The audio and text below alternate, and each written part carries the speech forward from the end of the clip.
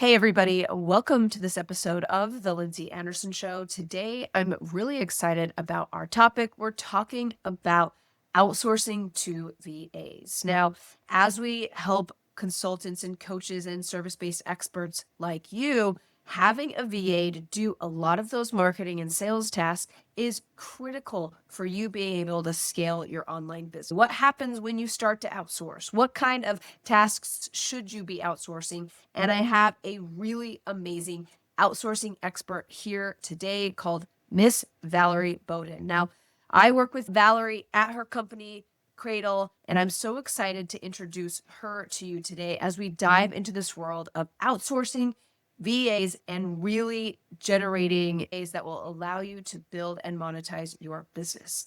Before we hop into this episode is brought to you by my agency, the BAM Agency, where my team and I help business owners turn social media into a sales machine.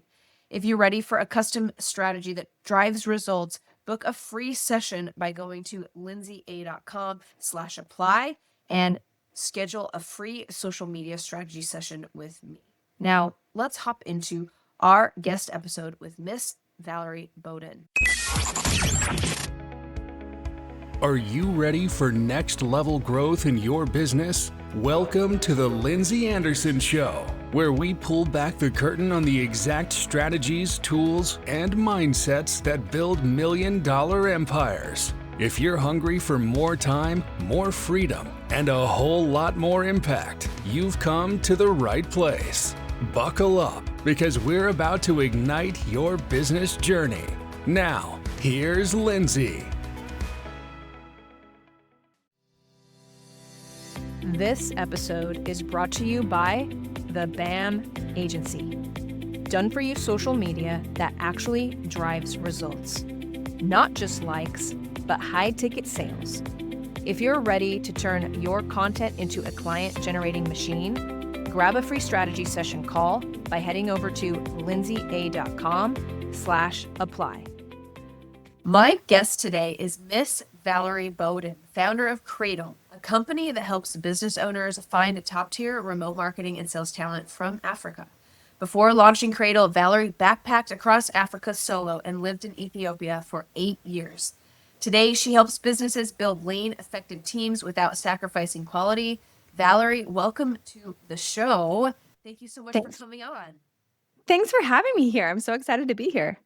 So tell me a little bit about how you got involved in this work.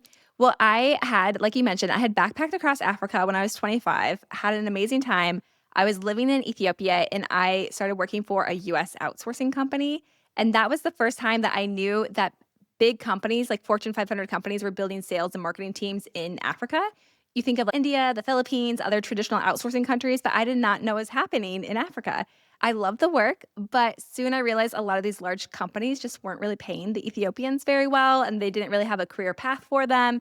And it was very hush hush. We were under like a lot of NDAs, not to say that they had teams in Africa, and I didn't like it. So fast forward a few years, I moved back to America. I decided to start my own company called Cradle, and I wanted to do it better. So we focus a lot more on paying people better, creating better paths for them, and just being like a good win-win, especially for sales and marketing teams here in the US.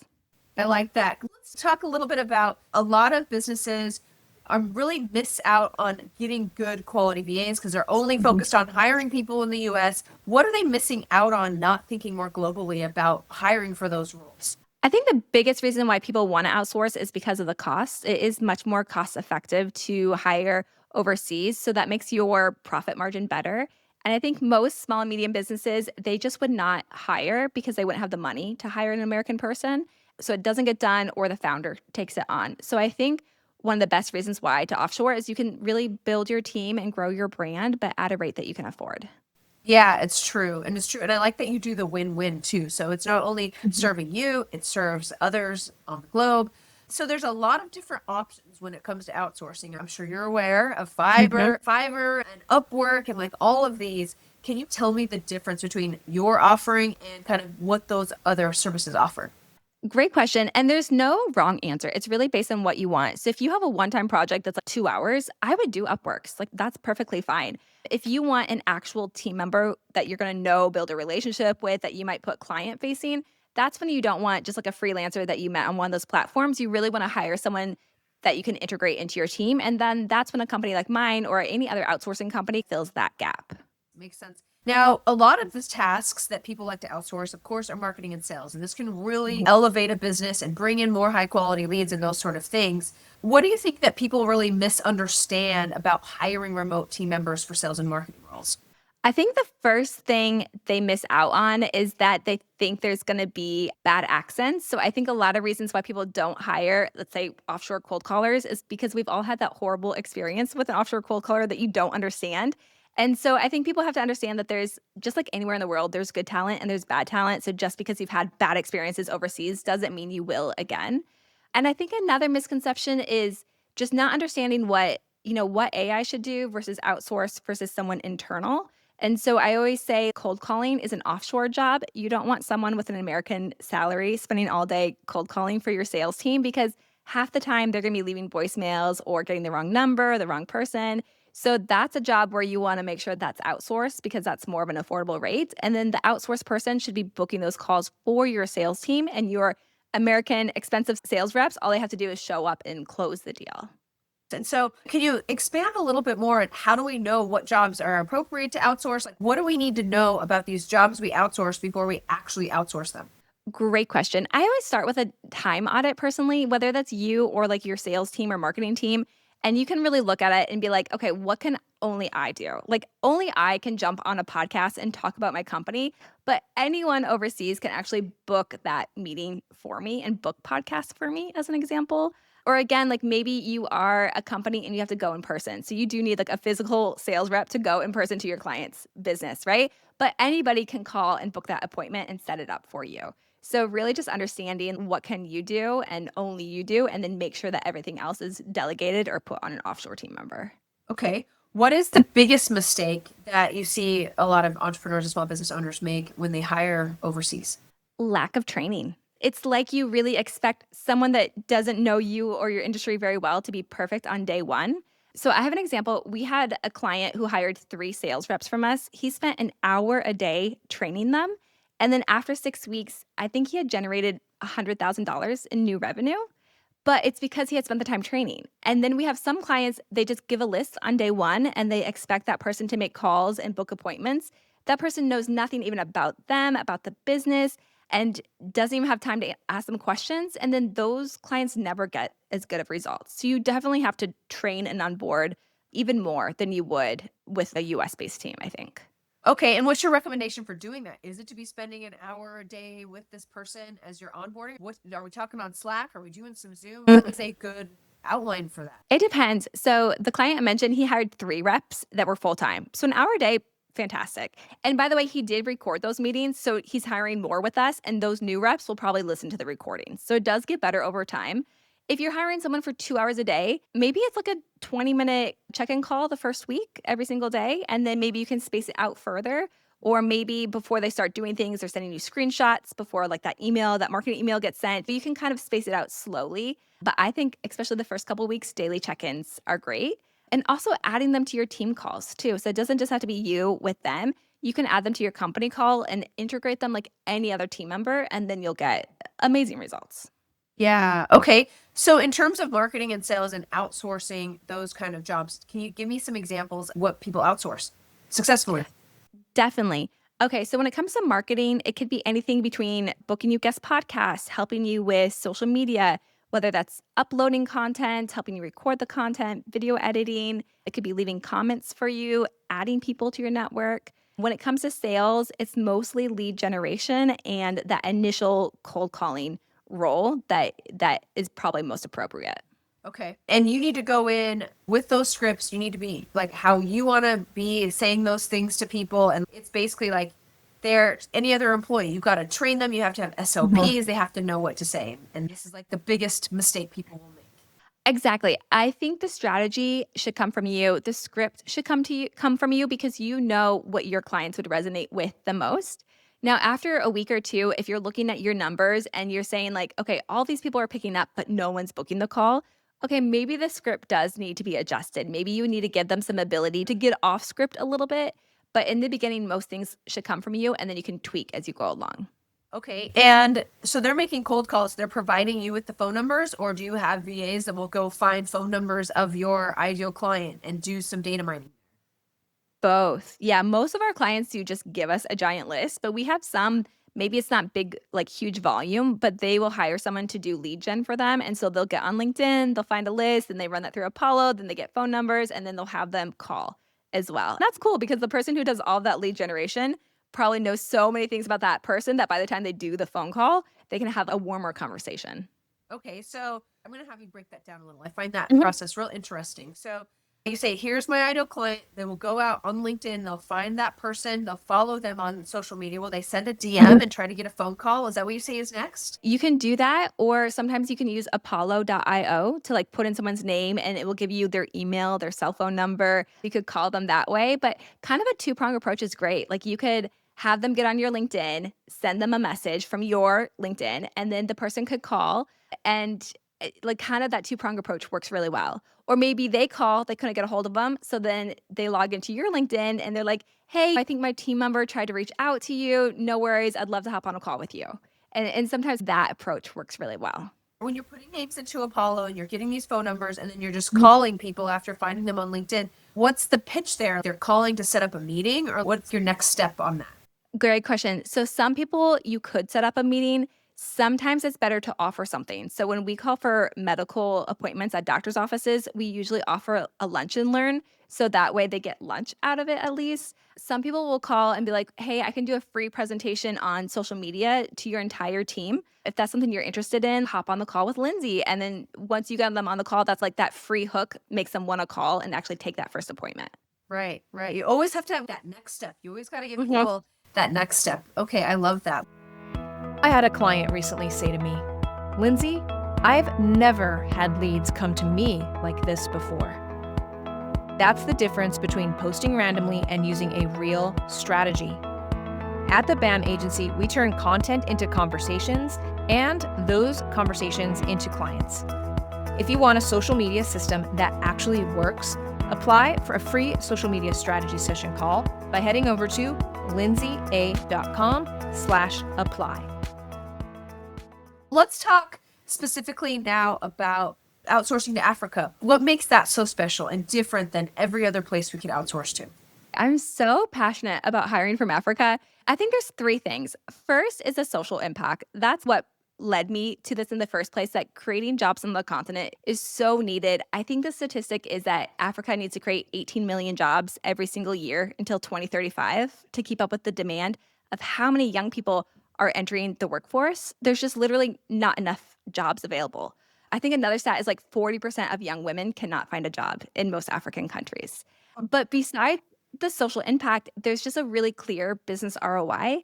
And that's because if you were to hire from, let's say, the Philippines is a relatively small country and it's oversaturated. So it's actually harder and harder to find good talent from there. And when you hire from the Philippines, you're not competing against Google, Microsoft, and every other American company that's trying to find a VA. Whereas if you hire from an African country, the continent has 1 billion people. It's 54 unique countries. There's not tons of hiring happening from there. So it's really easy to find great talent and you're not competing against hundreds of other companies trying to hire them.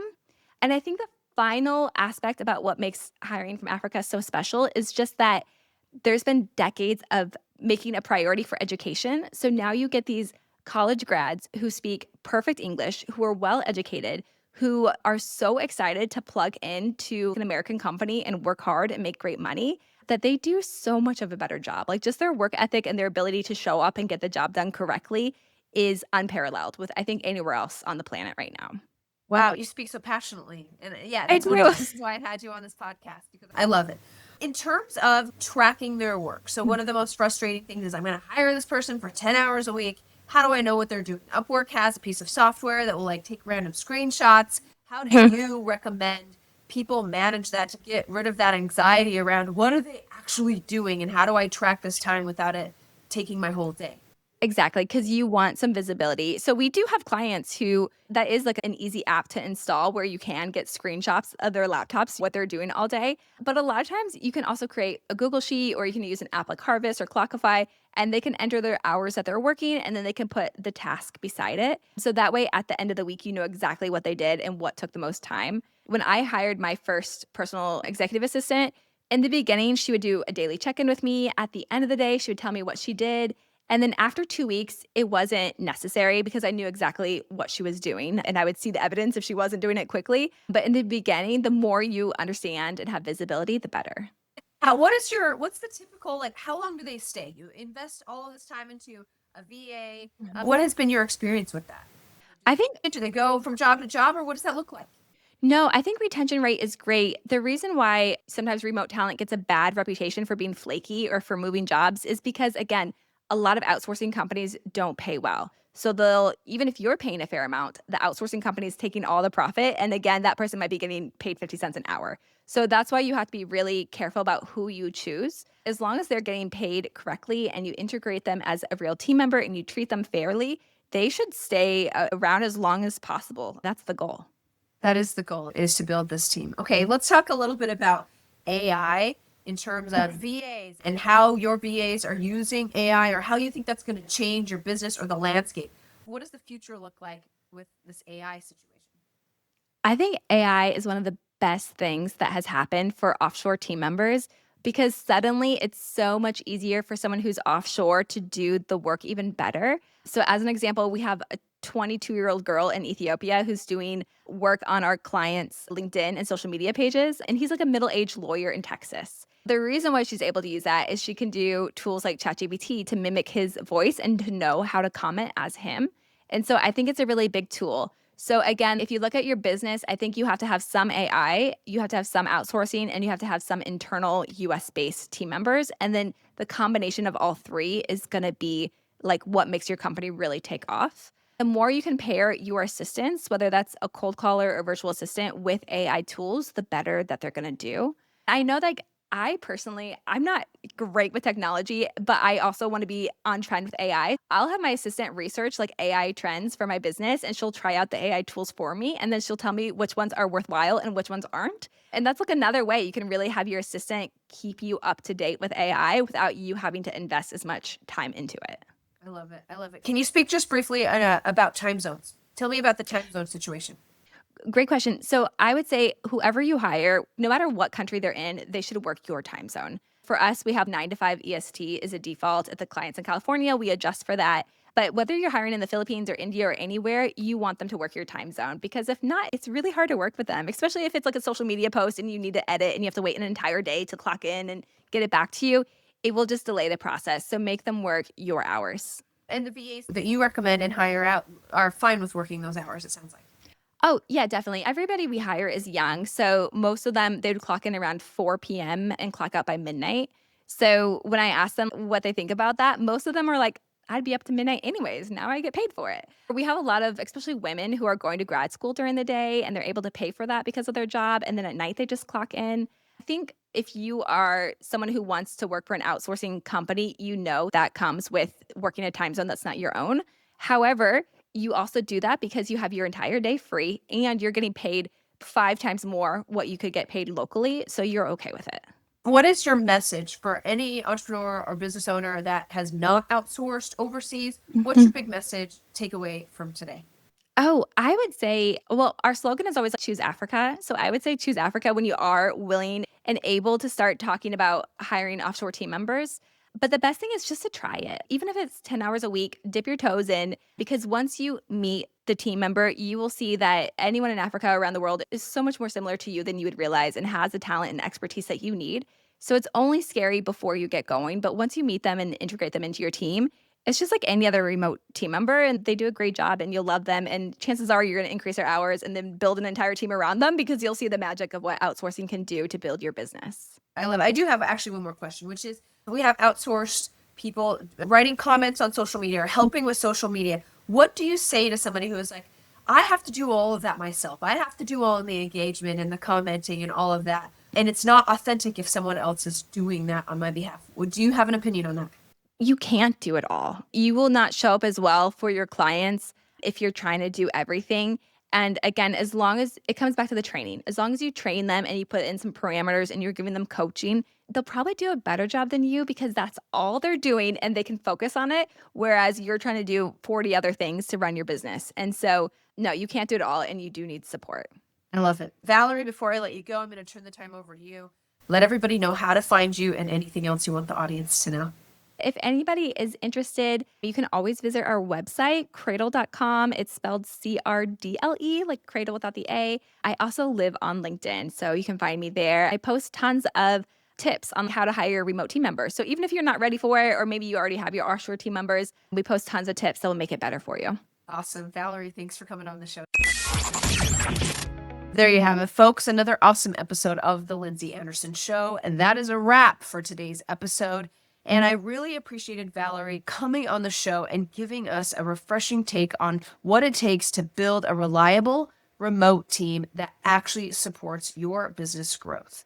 Here is what I want you to remember as you leave today's episode. You don't need to do it all yourself.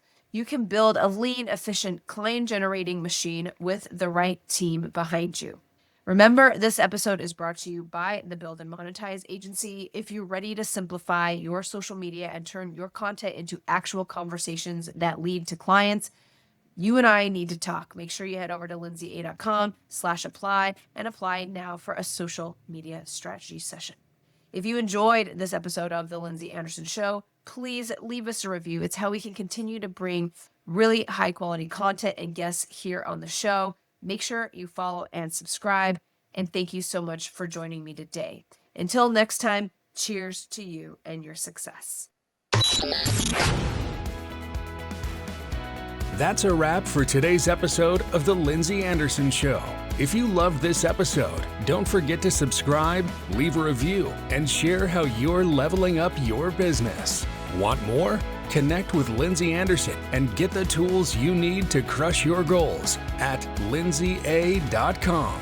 Until next time, keep pushing, keep growing, and turn those business dreams into reality.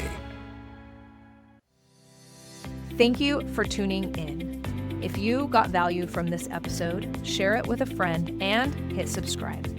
And if you're ready to stop posting and praying and actually generate revenue, let's talk.